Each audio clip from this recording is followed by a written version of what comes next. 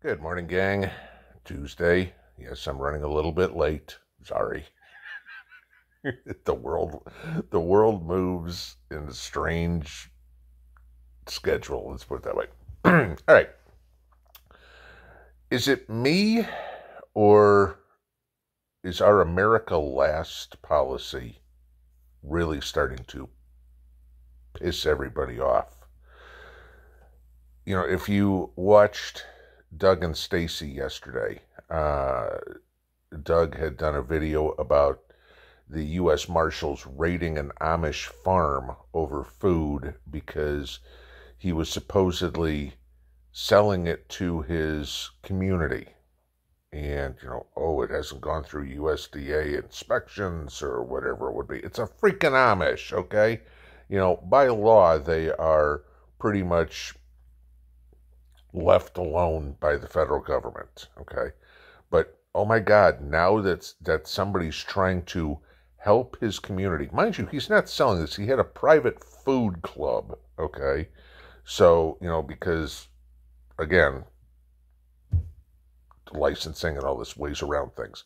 But go watch Doug and Stacy's video from yesterday on this. It'll piss you off, okay? Here's somebody trying to help his community with food in this FUBAR situation that we have with food, and the feds have to go in and stop them. If this doesn't tell you that, the government is against us eating, I don't know what does. But it gets worse, all right? We all know the food costs we're paying in the grocery stores. They're getting beyond ridiculous, all right? We know what the stories are coming out of farmers that crops are going to suck, etc., etc., etc. Do you know that Biden was in Saudi Arabia here over the last few days? You know what he did? He pledged $1 billion to the Middle East to address their food security problems. $1 billion. Now, let's get into a couple of things. There's 330 million people in the United States. So that's $3 a piece we're each paying for this. All right? Not that $3 is a lot of money, but it's $3. And considering where our food prices have gone, yeah, I think we could use our $3 a piece. Here's the second thing. We don't have the money. So what are we going to do? Again, this is the stupidity that we deal with. We're going to borrow the money to give it to somebody else.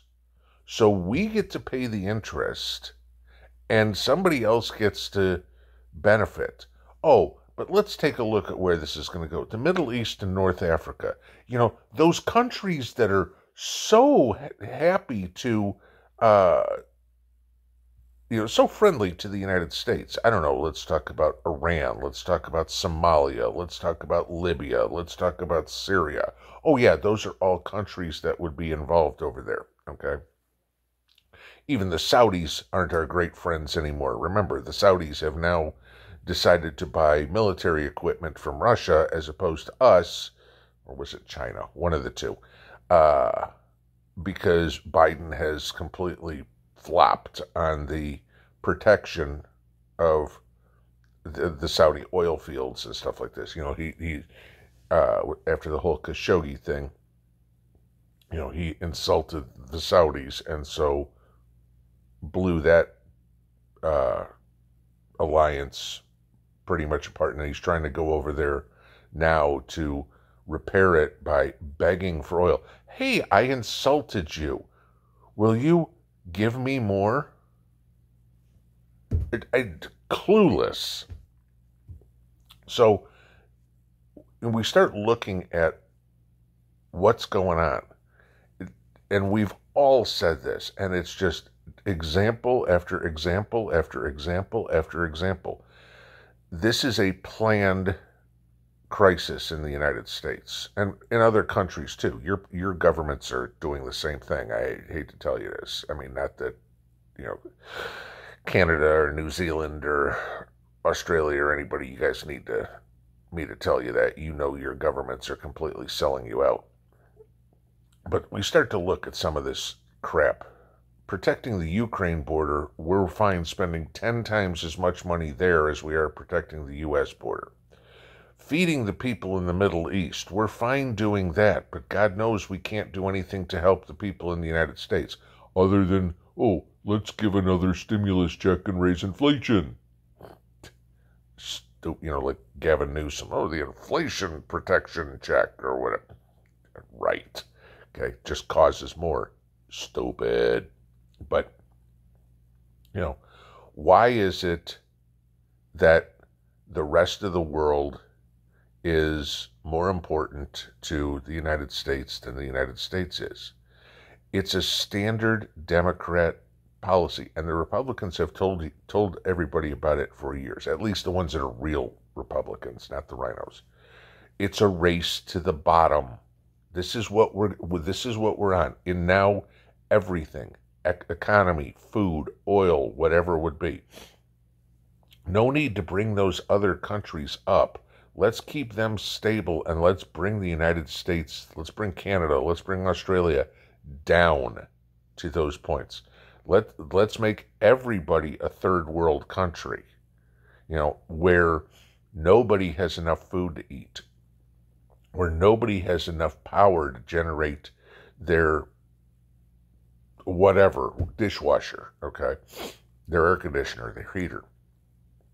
How's history going to look back on this? You know, you think about your great-great-grandkids, and they're going to be reading history books or reading online or whatever little stuff in space, going, how in the world what happened that they took a country where everybody had, you know, food was available, shelter was available, where the land of opportunity. What happened where all those opportunities completely disappeared? What was the catalyst to it? And maybe one day, some people are going to realize it. I'd hope it'd be today, that the catalyst that is destroying the United States, that is destroying Canada, destroying New Zealand, destroying Australia, destroying Europe, the catalyst to it all is globalist socialism. You can't save everybody, guys, you know, especially when they don't want to. I love how countries that hate us are fine taking our money, and we're fine giving it to them. And they go out and say, thanks for the check. Now everybody out to the streets. Death to America. Thanks, Joe. Pinball out.